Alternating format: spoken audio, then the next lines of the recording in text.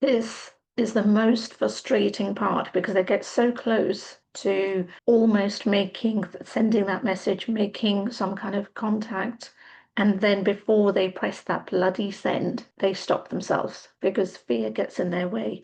And honestly, as a human being, I literally, when I picked up on that energy, I wanted to jump up and down, but stomping, not jump up and down excitement, but jump up and down stomping, because it's so frustrating. It's kind of like, for God's sake, just do it. That's the energy that is coming maybe from you, but it's certainly coming from me as a reader because, and you can feel the frustration I have around it because I'm immediately picking up on the energy.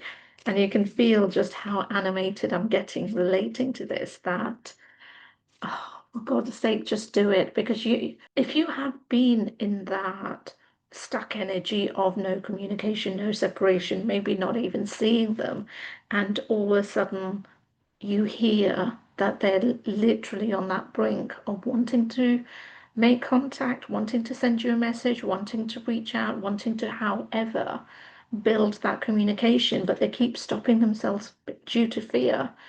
It's kind of like you want to shake them and go, just do it, okay? Just do it for God's sake.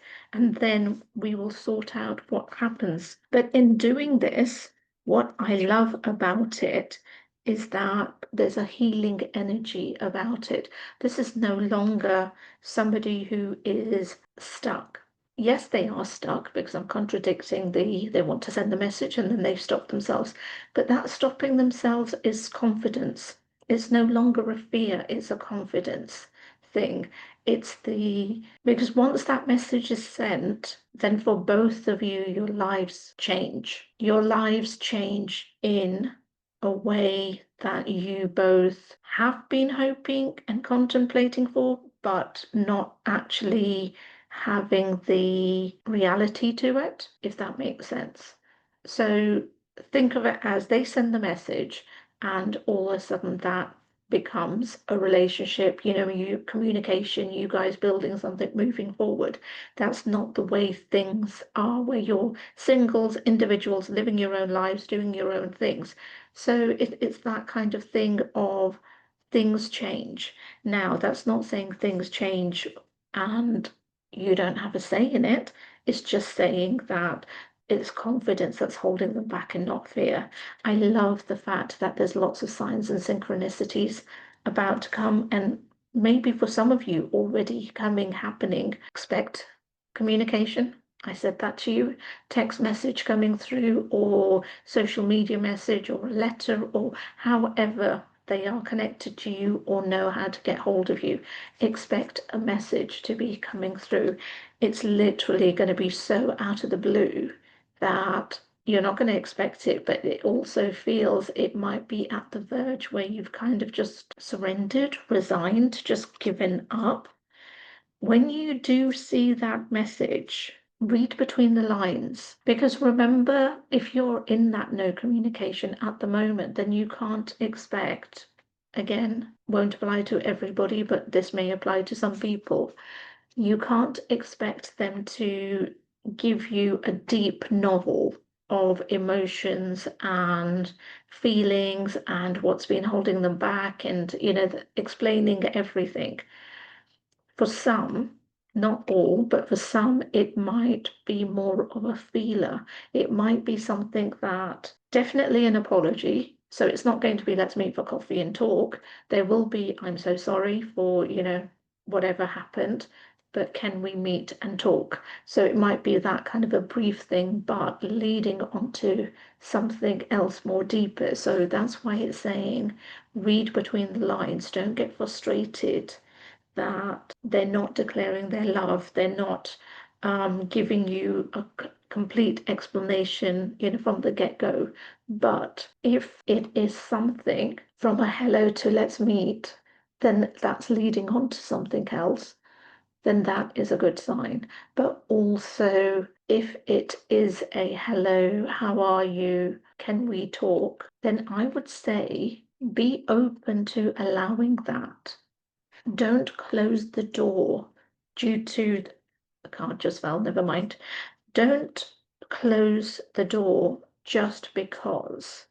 of the way things were, you know, due to toxic relationship, due to your own, because we focus on your person of interest, what they're going through and stuff, but we never talk about that actually you have also been on a journey. You have your own skeletons in a closet. You have your own past hurts and things that you've also been working through and maybe still get triggered. So if this message doesn't meet everything, you know, that you had hoped from the get-go, all they are saying is be open. Don't allow your own fear to get in the way, because you are going to find a lot of truths, and vice versa. They will also, because it's going to be a two-way communication and things like that. So you will find that a lot of talking, a lot of sharing. I was looking at this card mystery and thinking, what does that mean? But yes, but when you're sharing truths, all of the unanswered questions, all of those things that you had going around in your head will definitely be changing. And as I said that, the clock said 555. That means trust your intuition. That, wow, 555. And then I pulled the card intuition. That is a very powerful message. So trust your intuition, trust where it's leading you, and hence why I said be open, read between the lines, because you are going to find a lot of truth. Another thing is keep this private. Don't tell anybody. I know as human beings that is something, especially with our girlfriends and things like that, we love to share, we love to, you know, get their viewpoint and stuff. But in this particular case, the universe, and maybe even me as a reader, coach, everything, the powerful energy and message coming through is that when you do get that communication from them, do not tell a soul. Literally, do not tell a soul. Do not tell anybody until after you guys have met, you guys have communicated, you guys have been able to work through things yourself. And if I'm really truthful, you don't need to tell anybody until both of you feel secure in yourselves and what's going on regarding this connection, this relationship, whatever you want to be calling it. You don't have to tell anybody. Give it 3 months, 4 months, 6 months. Nobody needs to know that you're together. Nobody needs to know, because not everybody is with you 24/7 to know what you're doing, what you're not doing, who you're with, all of that time spent. So I would honestly, as part of this journey, and I've never had that in a reading come up, is not tell anybody. And I really do mean not even your most trusted friend. Why they're saying that is because this healing, this talk, this thing needs to happen between the two of you, not via the friend who saw you crying, upset, you know, all of those kinds of things via past relationships, but also maybe via this connection as well, because they will go into protection mode. They will start to give you warnings. They will start to put their own, in a loving way, but not in the most constructive way, their own pennies worth of advice, and they may sway stuff. So in this particular case, do not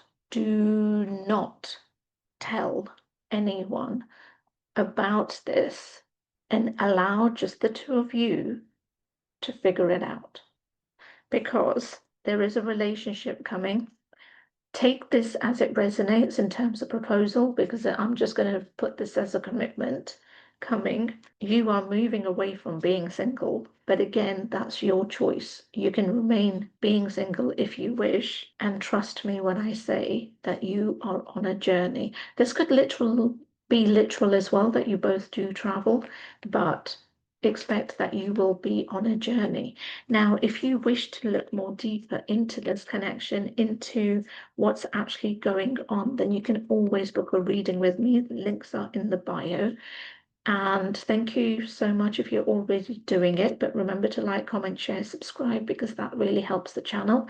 And if you are new to this, then please remember to subscribe, because that also helps the channel. But also other people to know that we exist. And with all of those things said, I'll see you next time.